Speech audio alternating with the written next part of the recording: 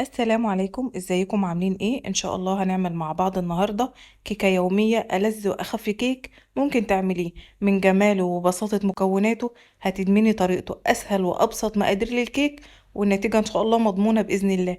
كيك خفيف وهش وطري، التسويه بتاعته مظبوطه، مقاديره بالجرام وكمان بالكوبايه لو حابه ان انت تعتمديها. ما شاء الله الكيك بتاعنا هش وخفيف وكمان قلبه ابيض.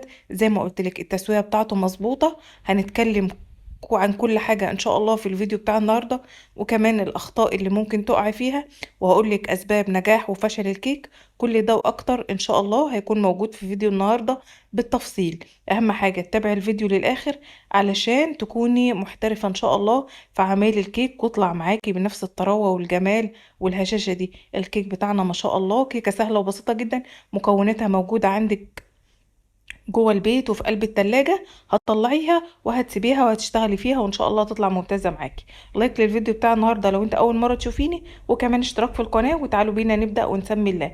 اول حاجة كده انا معايا 3 كوبايات من الدقيق. الكوبايات بتوعي مش هرميين، يعني لو بالميزان هيبقوا 330 جرام. تمام كده. الدقيق بتاعي نخلته مرة وهنخله كمان مرة تانية معاكم، علشان ده من الاسباب اللي بتخلي الكيك هش، عشان نشيل فيه اي تكتلات، وكمان هيخلي الكيك بتاعنا هش هش جدا وما هيكونش مكتم قوي. تمام كده. الدقيق بتاعنا دقيق متعدد الاستخدامات، اي نوع انت حابه تستخدميه استخدميه وتكون نتيجته كويسه. هستخدم كيك شيف، وده افضل محسن للكيك لانه بيبقى منه بيكنج باودر وكمان معاه محسن الكيك، بيديلك افضل نتيجة للكيك، وكمان الكيك بيكون هش جدا. هنزل بقى بذرة الملح بتاعتنا، حاجة بسيطة خالص، وبرضو هننخلها. كل ده هننخله وبعدين هنبدأ في التقليب. هقلب علشان كل كمية الكيك شيف او البيكنج باودر تتدخل مع الدقيق هي والملح، ويكون القوام كله واحد، ويكون كله متجانس مع بعضه. الملح والبيكنج باودر كله يكون مع الدقيق، علشان دي من الخطوات الرئيسية والأساسية اللي احنا لازم نعملها. هبدأ ان انا افتح فجوة كده في الدقيق واركنه على جنب. معايا 3 بيضات بدرجة حرارة الغرفة. لو البيض بتاعك كبير يبقوا 3، لو متوسط او صغير يبقوا 4. هنزل عليه بباكيتين كده من الفانيليا البودر، ولو حابة تستخدمي فانيليا سايلة هتبقى كويسة وهتطلع معاكي تمام. الفانيليا اللي انا مستخدماها بودر، ولو عندك فانيليا اللي هي العلب ممكن تحطي نص نص معلقة، يعني حوالي كده 3 جرام. معايا كوباية من السكر، كوباية ونص من السكر، وده المعيار المظبوط للكيك للسكر. السكر بتاعنا حبيبات، سكر حبيبات عادي. الكوباية ونص ممكن كوباية ونص سكر 210 جرام، لان زي ما قلت لكم الكوباية بتاعتي مش مليانة قوي، يعني مش الكوباية الهرمية الكبيرة. وبرضك معايا كوباية ونص، الكوباية لبن ونص حطيته مية، وممكن تعملي كل الكمية لبن، بس انا عملت الكميه يعني حاجه كده وحاجه كده. اللبن 250 جرام بالميه، ومعايا كوبايه الا ربع من الزيت، اي نوع زيت انت حابه تستخدميه. 175 جرام، انا مستخدمه زيت التموين عادي، وهيطلع معايا الكيكه ما شاء الله ممتازه. ضربت المكونات دي كلها مع بعضها حوالي 5 دقايق لحد ما اتاكدت ان السكر بتاعي ده بنسبه 100%، وهبدا انزل بالمكونات دي على المكونات الجافه. هقلبهم بقى مع بعض كده لحد ما اتاكد ان كل الدقيق اختفى وبدات المكونات كلها تتداخل مع بعضها، ويبقى كده الخليط بتاعي تمام. هنتكلم عن الاسباب اللي بتخلي الكيكه تفشل معاكي. اول حاجه الاخطاء اللي انت بتقعي فيها بمعنى اصح، ان المكونات بتاعتك ما بتبقاش بدرجه حراره المطبخ، ممكن تكون ساقعه وانت اشتغلتي بقى على طول. دي اول حاجة. تاني حاجة اتأكدي من مدة صلاحية المكونات اللي انت هتشتغلي بيها، زي البيكنج باودر. ده اتأكدي من مدة صلاحيته. تمام كده.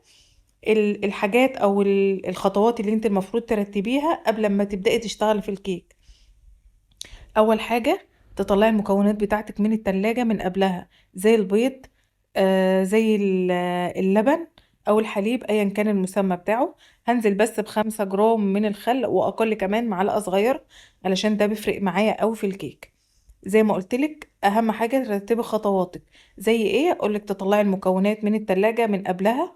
الدقيق تنخليه مرة واتنين وتلاتة. الصينية اللي هتشتغلي فيها تبطنيها وتركنيها على جنب. الفرن بتاعك يكون شغال مسبقا من قبلها علشان الكيك بتاعنا 10 دقايق وبيكون جاهز. دي كلها الخطوات اللي انت المفروض تمشي عليها. ابدأي الأول كده، رتبي خطواتك. أول حاجة شغلي الفرن بتاعك زي ما قلتلك، المكونات بتاعتك تكون طالعة من التلاجة، تشغلي الفرن، تبطني الصينية. المكونات الجافة زي الدقيق، البيكنج باودر، الملح، دول تخلطيهم على بعض وتركنيهم على جنب وتبدأي بالمكونات السائلة. كده كل المكونات بتاعة الكيك بتكون جاهزة معاكي ومش بتنسي خطوات، وبتعملي الكيك بيطلع معاكي ممتاز. انا خلطت كل المكونات وبالاسباتيوله كده لميت الجوانب علشان لو في اي دقيق لسه باقي او في اي تكتلات ابدا ان انا اضيفها مع الخليط ويكون كل القوام واحد ومتجانس. الكيكه بتاعي القوام بتاعها حلو، لا هي تقيله قوي ولا هي خفيفه قوي. الصينيه بتاعتي دي مقاس 26، الصينيه الوسط في الطقم. مبطناها من قبل ما اشتغل في الكيك، وكمان من قبل ما اشتغل في الكيك مجهزه الفرن بتاعي على درجه حراره 180 من تحت بس. وهنتكلم عن التسويه باستفاضه. الكيك خبطته خبطتين علشان كل الفقاعات اللي موجوده فيه تخرج، وعلشان ما يكونش الكيك بتاعنا مفرغ قوي. دخلت الكيك بتاعنا على درجه حراره 180 من تحت بس. ولو الفرن بتاعك له مروحه ممكن تشغلي المروحه، لو ملوش خلاص مفيش مشكلة. الشواية ما بنشغلهاش غير في آخر 5 دقايق. الكيك بتاعي خد مني 30 دقيقة بالظبط، 25 دقيقة مشغلة الفرن من تحت، 5 دقايق مشغلة الشواية من فوق.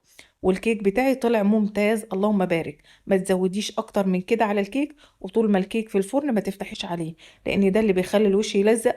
وكمان التسوية الكتير للكيك بتخلي الكيك معاكي غامق. دي كلها من الأخطاء اللي انت ممكن تقعي فيها. الكيك بتاعنا استوى، هنسيبه 5 دقايق في الفرن بعد ما بنقفل الفرن، وبعدين نطلعه نسيبه 5 دقايق بره. وبعد ال5 دقايق، يعني 5 دقايق في الفرن و5 دقايق بره الفرن، ونجيب فوطة ونغطي الكيك بتاعنا ونسيبه يرتاح ويبرد ويرد من حرارة الفرن. وبعد كده نبدأ نقطعه بألف هنا وشفا على قلوبكم.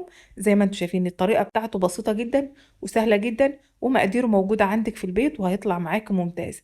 الكيك المسامات بتاعته متقاربة جدا من بعضها. الكيك بتاعنا هش اسفنجي ما شاء الله، حاجة كده مهما تعمليها ومهما تاكلي منها مش هتشبعي منها. المقادير ان شاء الله هسيبها لك في صندوق الوصف عشان لو حابه تعتمد الوصفه بتاعت النهارده. ولو انت اول مره تشوفيني وتتابعيني، اول حاجه اشتراك في القناه، هتنزلي عند كلمه اشتراك وتضغطي وتفعلي زر الجرس وتضغطي على كلمه الكل علشان كل وصفه بنزلها ينزلك اشعار بيها. وكمان ما تنسيش اللايك، لان اللايك ده هو اللي بيرفع الفيديو ويخلي اكبر عدد من المشاهدين يتابعوا الفيديو ويستفادوا منه.